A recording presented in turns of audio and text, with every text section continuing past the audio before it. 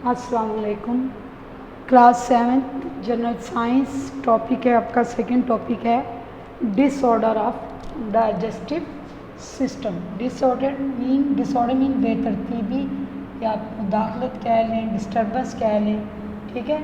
यानी आपके किसी भी डाइजेस्टिव सिस्टम में किसी किस्म का कोई मसला हो, ठीक है, यानी किसी ना किसी वजह से वो सही तरह काम ना कर सके तो हम कहेंगे उसे disorder of digestive system. For example इसके बहुत से नतीजे हो सकते हैं। हार्ट बीट आपकी हो सकती है, ठीक है, यानी बहुत से प्रॉब्लम हैं जैसे कॉन्स्टिपेशन है या अल्सर है।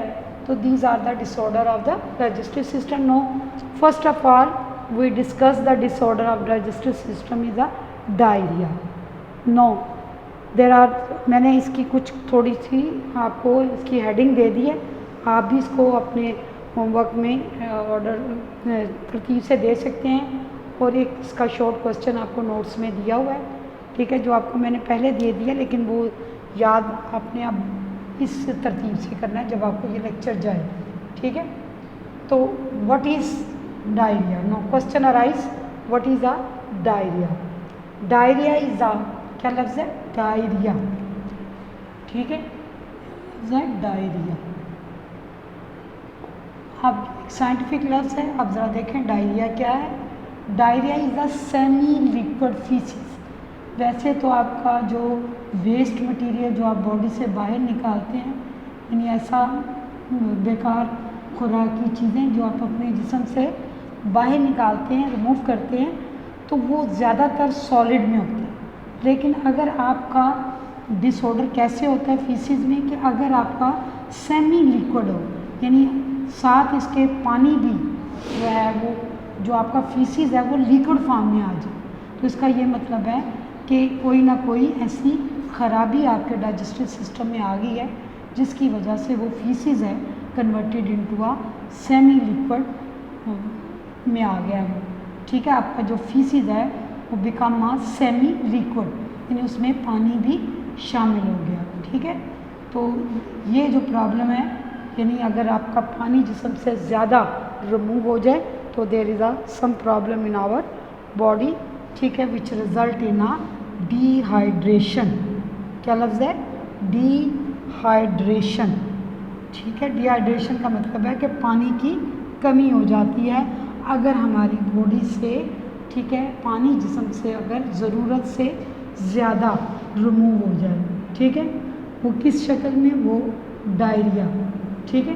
तो अब यह है कि कॉज क्या बनती हैं, यानी इसका सबब क्या है, यानी डायरिया क्यों होता है, क्यों हमारा डाइजेस्टिव सिस्टम जो है वो डिसऑर्डर में आ जाता है, जिसका नतीजा डायरिया होता है। वो है कंटामिनेटेड फूड, यानी आलूदा खुराक, यानी आपकी खुराक जो होती है वो बाज़ का ऐसे मवाद में मुश्तमिल हो जाती है जिसमें ऐसे मवाद चला जाता है जिसमें जर्म्स हो, यानी जरासीम हो, ठीक है, तो वो आलूदा हो जाती है फूड।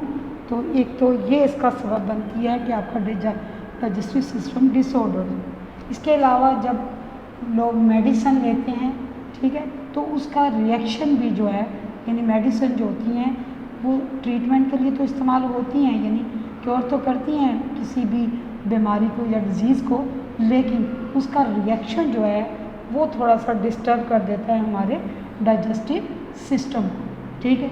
उसके बाद है एंग्जाइटी, यानी स्ट्रेस, दबाव। अगर हमारे जहन पर दबाव हो तो उसका असर जो है वो हमारे स्टमक पर भी पड़ता है और हमारे डाइजेस्टिव सिस्टम पर भी पड़ता है। इसी तरह एक्साइटमेंट, चाहे गम हो या कोई खुशी हो, ठीक है, तो किसी किस्म का भी हमारे पास पुरजोश हो, यानी हद से ज़्यादा कोई भी चीज़ हो, तो वो एक्साइटमेंट जो है वो भी एक किस्म की हमारी स्टमक को प्रॉब्लम कर सकती है। तो these are the causes of the diarrhoea. No, symptoms. Symptoms mean अलामात क्या हैं, ठीक है, हमें कैसे पता चलता है कि we are indulge in a diarrhoea. तो सबसे बड़ी जो उसका अलामत है या उसकी सिम्टम है कि एब्डोमिनल पेन होती है, ठीक है, हमारे चेस्ट के पेट के लिए जो एब्डोमिनल पार्ट है स्टमक और इंटेस्टाइन का, उस पार्ट में हमें जो है वो तकलीफ़ होती है, ठीक है। क्रैम्पिंग ये होती है कि आपका जो मसल्स हैं स्टमक के वो ओवर यूज़ करते हैं, यानी वो एक किस्म का तोड़ फोड़ का शिकार होते हैं, यानी वो ओवर यूज़ होता है, यानी उसका जो हमारे उज़लात हैं या हमारे जो पट्ठे हैं, ठीक है, या हमारे मसल्स जो हैं वो ज़्यादा क्या करते हैं, ज़्यादा वर्क करते हैं, जिसकी वजह से प्रॉब्लम होती है। इसके अलावा ब्लोटिंग यह है कि अफारा जिसे आप कहते हो, या पेट हमारा ऐसे लगता है जैसे भरा भरा है या फूला हुआ, ये स्वेल है, ठीक है, यानी स्वेल हो जाता है स्टमक।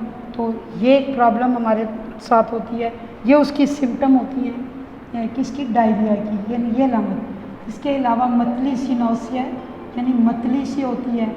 इसके अलावा लूज़ मोशन लग जाते हैं, बुखार हो जाता है, ब्लडी स्टूल होता है, यानी हमारे जो वेस्ट मटेरियल है उसमें क्या आता है, खून आना शुरू हो जाता है, ठीक है।